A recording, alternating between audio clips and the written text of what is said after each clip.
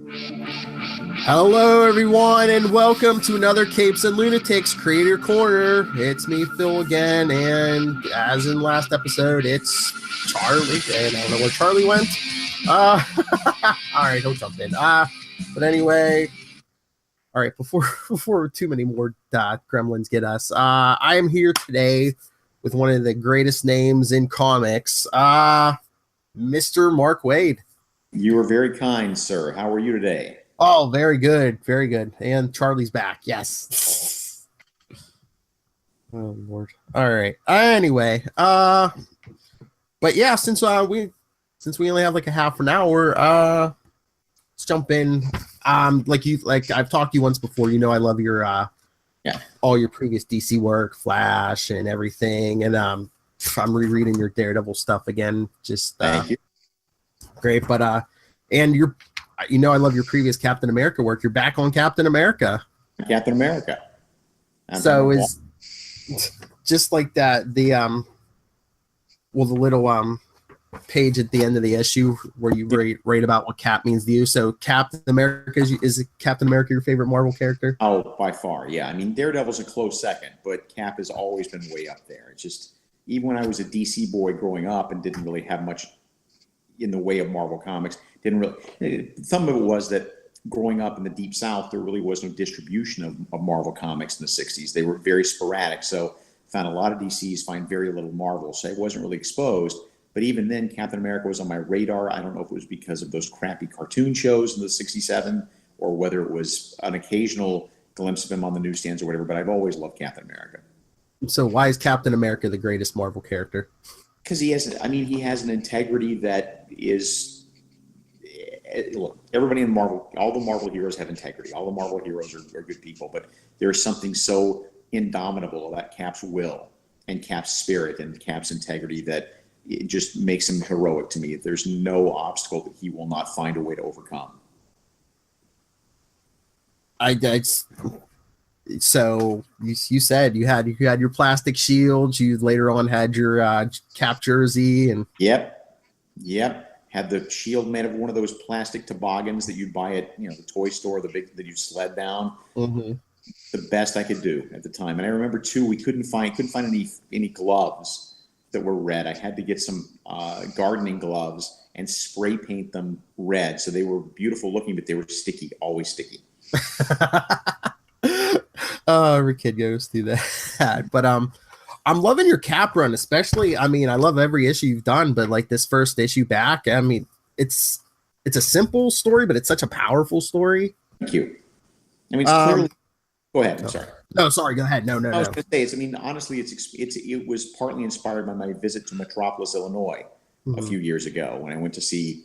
For those who aren't hip to this, there's a town. It's the only town in America called Metropolis. And even though it's a tiny, tiny little place at the southern tip of Indiana, or Illinois rather, they have a festival every year. It's a Superman festival. It sounds much bigger than it is. I'm not trying to make light of it. It's very cool, but it's really only like, it's a 4-block long town. Yeah. And so it's like, it's a 4-block long festival, and it's cute, but it's sincere. And so, when I was looking for a way to have Cap really reconnect with America, and I was looking for a way to have, to have an opportunity to show what Cap meant to so many people, that just seemed like the obvious go-to. And like I said, this is like your second time around writing Cap. Actually, fourth, man. Oh, yeah. You got the first run, and then we were interrupted for Heroes Reborn, and then it came back.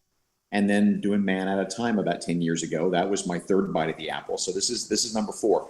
I wouldn't have come back without Somni, to tell you the truth. I would be afraid of people comparing it to my old work unfavorably, no matter what I did. Mm-hmm. But with Somni, I knew I had a partner that could carry me.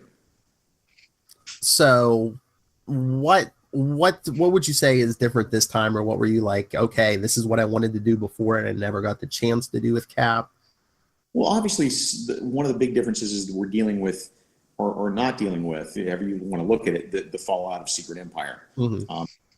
It was a conscious decision. I mean, we sat down with our editor, Tom Brevoort, and we thought, well, we can go one of two ways. Either we can really dig down deep in what it's like the next day after Secret Empire and what Cap's mission is going to be in terms of trying to get, earn people's faith back and so forth. Or we can just sort of blow by it and move on from there. You could make a case either way, but I think what it came down to us was that whether you liked Secret Empire or not, one of the sticking points to some people seemed to be that it lasted a really long time. It was a very lengthy storyline. So the question was really, do we want to keep that storyline alive for yet another 6 months, or do we want to try to create sort of a aperitif, a fresh start, booze boosh, if you will. And so that's the decision we made, and it seems to have done really well for us. Oh yeah, like I said, I think it's great. It's powerful. I know Charlie's chomping at the bit to ask you about some Avengers questions. I know that. Hit me. I'm here. Charlie, can you hear me? Charlie, wake up, Charlie. Oh, I'm sorry, you guys. I have a very bad connection here. I know. We'll wake up refreshed. Yeah. Okay. So Wake up refreshed. All right. You want to do some Avengers, Charlie? Yeah. No, I'm having. Charlie. What? I'm sorry. Yeah, I can't hear a word you're saying. I'm sorry. Okay. You know what, Phil? I think it's going to be best if you just run this show tonight. Okay. Okay. All right. Talk to you guys later. All right. Yeah, he's been having technical issues lately. But yeah, I know we wanted to ask you about Avengers. We're all psyched about who is Voyager. Right. Well, let's go to the poster behind you there on the wall. Yes. That's pretty. I have one of those hanging up in my office as well now. So, because as everybody remembers, the charter membership of the Avengers: Thor, Iron Man, Hulk, Wasp, Ant-Man, and Voyager, as we're all taught in school growing up. So, Jim Zub and Al Ewing and I sat down with Tom Brevoort and assistant Alana Smith about a year ago. Over a year ago, to start planning this giant 16-part, weekly event where we took all of the Avengers books, canceled them all across the board except for the main Avengers book, and then funneled all those characters into one giant story. And it, I think I was tapped because I was, part of the first successful American weekly, which is 52 from DC about 10 years ago. And so I guess they wanted some whatever insights I had, but I didn't really have any insights to add because it's a much different approach. With 52, we did like 4 or 5 or 6 different smaller stories on this character and that character, and sort of went back and forth and moved them in and out, and then eventually built to a bigger story that tied everything together. Whereas with No Surrender, we're starting with a giant story, and it's starting there. So the trick is, and I think so far we've acquitted ourselves pretty well, and the trick is, how do you fit 87 Avengers and 49 supervillains into one story and yet have it be a cohesive whole? And it's taken a great deal of labor, and a lot of communication between all the creative people, but I think we've hit upon something. Like, what are like the unique challenges of doing like a weekly book, especially with multiple writers? Or are you just like, I'll take this issue, you take this issue, or is everyone in on like every issue? Everybody's in on every issue. It was, to some degree, there were certain threads that each of us were interested in. Like Al Ewing is very interested in lightning, and that's sort of carrying that sort of. He's not writing all the lightning scenes, but no one's writing all the scenes for one character or one specific situation. But still, he kind of gravitated toward that. The Beast and Wasp stuff, I'm sort of gravitating towards. Zub is really gravitating more toward the Black Order, Lethal Legion stuff. So. That said, we would get together on the phone every week, and we would jam on email back and forth and come up with something. We had an outline going in. I mean, the three of us sat down with Brevoort and Alana in New York and literally just had a little mini summit for a couple of days.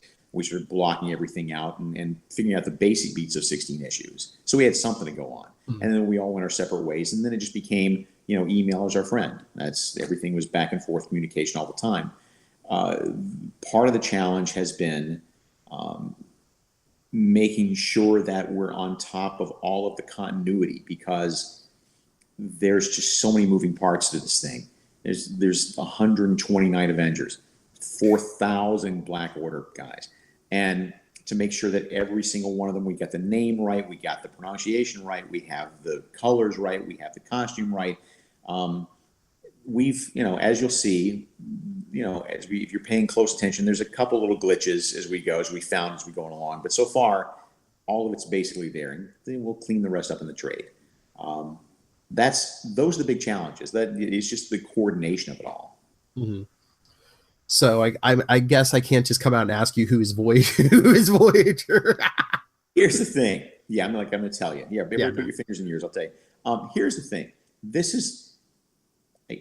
We live in a very cynical time. We live in a very cynical time, and we live in a really cynical comic book fan time. Yeah. And I'm here to tell you, I've heard comparisons to its Triumph, which I created at DC 20 years ago. It's the idea of a retroactive Justice League member that nobody remembered that showed back up. Well, you kind of have that analog in the story, even in the exactly. In fact, that was actually Al Ewing's gag, but it was a really good gag that we're sort of tipping our hat to that. Or Marvel had the Sentry character a few years ago. But I'm here to tell you, for whatever it's worth, having been integral to the creation of that other stuff, a good magician never does the same trick twice. And I am a very good magician. So if you think you know what this is all about, and if you think we're just treading the same ground as we did with Triumph or Sentry or whatever, you are in for a surprise. So it's not Avenger X. It's not Avenger X. There you go. Another example.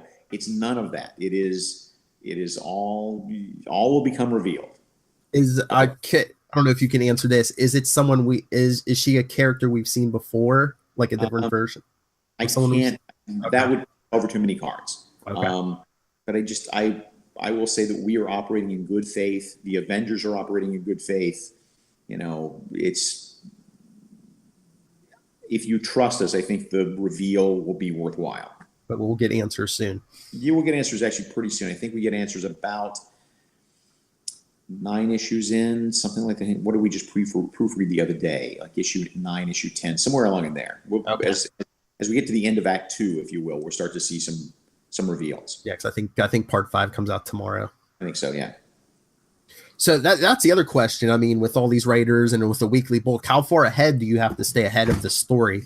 We, through the grace of God and through Tom and Alana, we finished every single script before the first one came out, which is uncanny. And most of them were already drawn by the time the first came out. We have, 3 different artists working. At least originally it was 3 different artists, where it was, one guy first month, second guy second month, third guy third month, and then the first guy came back around for the 4th month.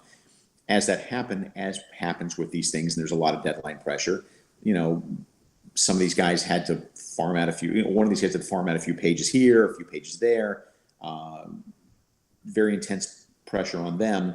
But that said, is from a writer's point of view, hey, we're done. Hey, we did our job. So I say that, but we still look very closely at every issue as it's lettered and comes back for us to corrections. And we do a lot of rewriting on the page, just making sure that this is consistent and making sure that this character's voice is consistent and, all that sort of thing. There's still, even though we've turned in our scripts over a year ago, we're still on it, like to the very last second, to the day it goes out the door to the press. Okay. And are you staying on Avengers after this event? Can't really say at this point. Okay. I know, but I'm not in a position to say. We're top secret. I understand. It's top secret, exactly. Okay. What was I about to ask you? And it seems like half the time I pick up a book and I forget half the stuff you do. Like a couple months ago, I was reading. There's so much stuff. I was reading like some issues of Amazing Spider-Man during the Brand New Day era, and I'm like, I forgot Mark Waid wrote some of this too. Dude, I've been everywhere. It's a constant running joke between me and Tom Brevoort that whenever I leave a book, I want to pick up some other Marvel book, but the trick is I want to do something I haven't done before, and by now it is a very shallow pool. It is I haven't done Iron Man. I haven't done Thor. I'm not a big fan of Thor. So, I mean, the character's great. I just personally don't connect. Doctor Strange, there's very few Marvel characters I haven't had a chance to really get my hooks into for any length of time. So, that's what you get for being in the business for 35 years or whatever. So, we'll see where I go from there. But I'm, you're right. I've done a lot of stuff at Marvel. So there isn't any character. Is there any character that stands out where you're like, I really haven't worked on them, or maybe on like a team book that you've worked on, and you're like, I'd like to tackle them in a solo book? I got a couple of answers to that, but again, now we're back in the territory of I know what my next project is, and I've been asked by Marvel to cool it for a little while. Okay, is it somebody you haven't done? Is it Yes. something you haven't worked on for? Okay, we're not substantially. Actually, come to think of it, I have worked on that character too. Man, I mean, there's really nobody I haven't worked on in 30 some years, but no one I've had a lengthy sort of sit down, got a big plan, going to go for a while. No, none of I haven't. This is a character I haven't touched yet. But yeah, I mean, I was reading that Spider-Man stuff, and like, I love when you do stuff, and I'm like, why didn't I think of that? Didn't you create J. Jonah Jameson Sr.? Yes, my crowning achievement to the Marvel universe. And Dan Slott comes along and drops a safe on his head. I know. I'm still mad at Dan. And with a smile on my face, no, I mean, I'm still mad at Dan. Mm-hmm. And I still give him crap about it every time I see it, because J. Jonah Jameson Sr. was my favorite thing I ever created for Marvel. Thanks, Dan. Anyway. Oh, that's funny. Yeah. Well, but yeah. Go ahead. I'm sorry. Oh, jeez. No,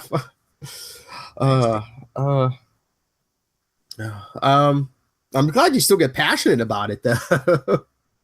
It's really, look, the way it works for work for hire comics when you're doing Marvel or DC or whatever, and it's not something you own, is that sometimes if you create something new for that franchise or something new for that book, sometimes they'll give you a little financial taste.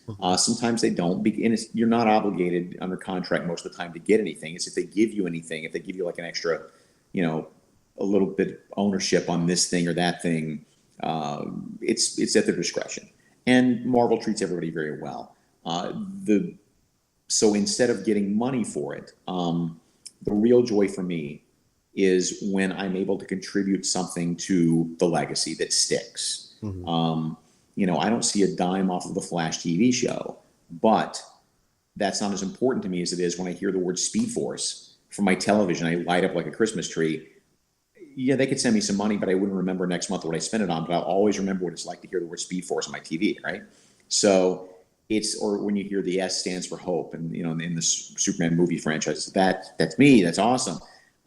So with J. Jonah Jameson Sr., the reason I'm passionate is because that's part of the joy of working on these long-term books, these long-term characters, being able to put something in that outlives you, that has legs, and mm-hmm. because then you feel like you're able to really give something back to that character in his world. Oh, I think about you every week when I watch The Flash. Just that from the minute it comes on, the name's different, but it's like, my name is so-and-so, and I am the fastest man alive. Good. That is the highlight of my week. Trust me. Oh yeah. So when we jump off here, I'll be getting ready to watch that. Oh, that's right, because you're East Coast time, right? Yes. A little over half hour away. Yeah.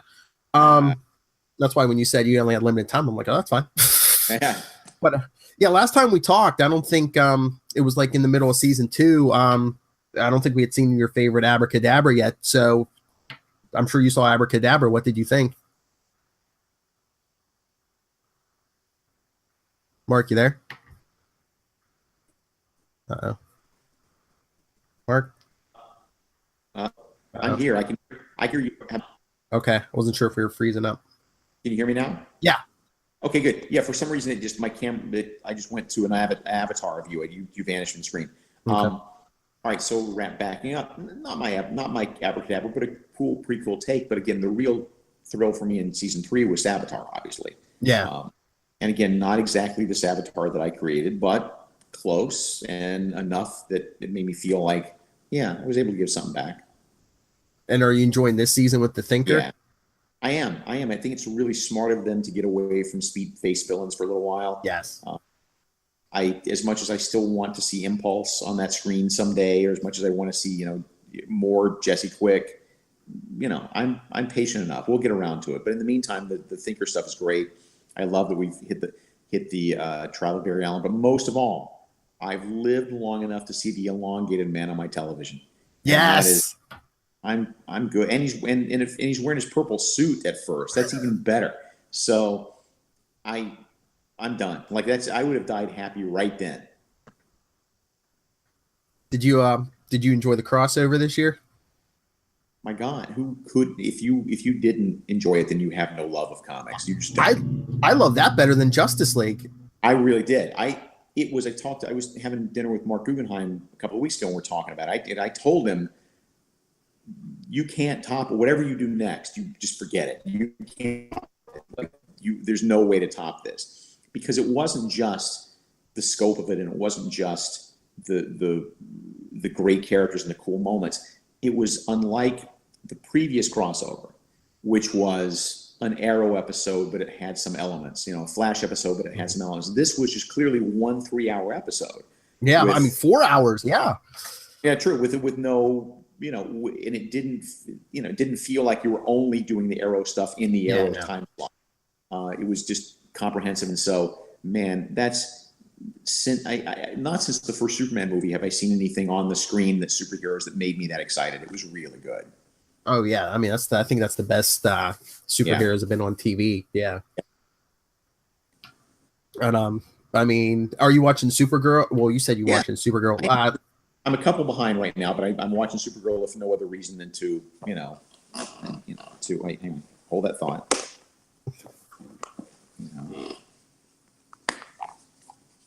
Well, yeah, of course I'm watching Superman. Oh, nice. I was going to ask you about the Legion. What did you think about the Legion, their version of the Legion? It's interesting. I understand why they had to make the changes they've made so far. I mean, Brainiac 5 is not in my world turquoise, but then again, you've already done 2 green characters on the show. I understand why you wouldn't want yet another third green character. Mm-hmm. The changes they made with, the relationships and so forth, it doesn't feel like my Legion really, but I don't care. I get to see Legion flight rings on my TV screen. That's pretty cool. Yeah. And have you watched Black Lightning yet? I have not yet, actually. I've got them stacked up on the DVR. Oh, it's really good. You should check that out. Yeah. You know what I have seen though? I have seen Black Panther, and Black Panther will rock your face off. Oh, we cannot wait. I know everyone on this podcast cannot wait. It was uncanny. I mean, it was not only was it a great movie, but it was so cool sitting there, the whitest man in the theater, sitting there, knowing how exciting, how cool it is now for all of these African-American kids who want superheroes that look like them to be in that world it so honors, African traditions. It so honors the African heritage and unapologetically, and there's only one white face in the entire movie. It's Martin Freeman, and he's only in it for a very brief period of time. It's the first blockbuster movie made for that audience, and it does not disappoint. It's phenomenal. Yeah, it broke all those pre-sale records. So you're saying it's definitely worthy of that. I would go watch it again in a heartbeat. Yeah. Wow. Oh man, I couldn't wait before. Now you really it's really good, dude. Maybe that's what you're working on next. I know you can't confirm. Can't say. Can neither confirm nor deny. I need to wrap up fairly soon. So, if any other questions anything else you had to ask or anything? No. Let's leave it at that. Anything you want to plug? Any of your works or? I might have lost Mr. Waid.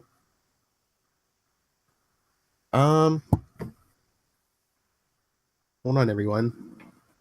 I don't know if we accidentally lost him. But if we did, I just want to thank him for his time. And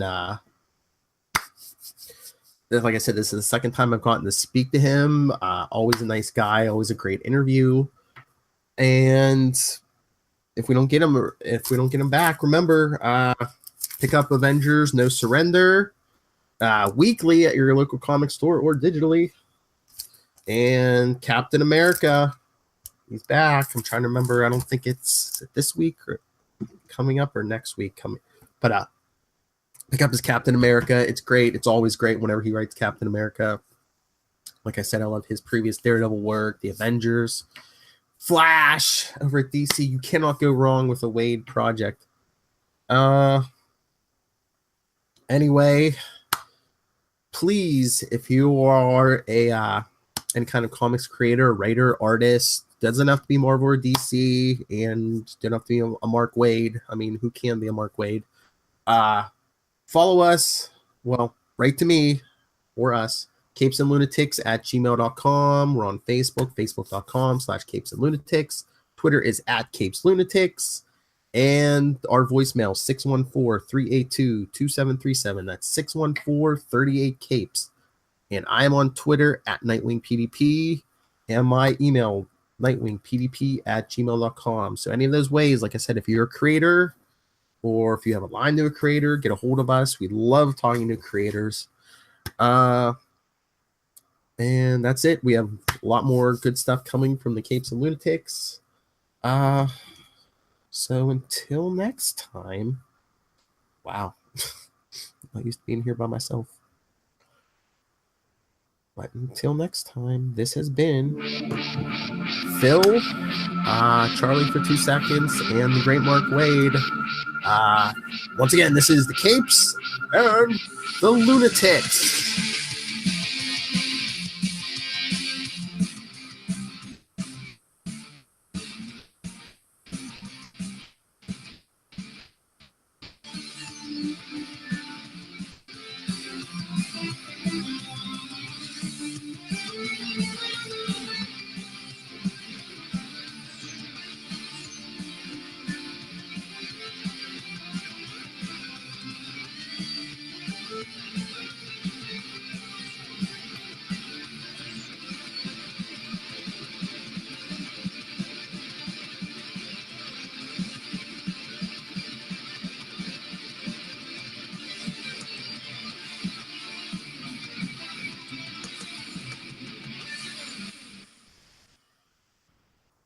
Avengers Assemble at your local comic shop.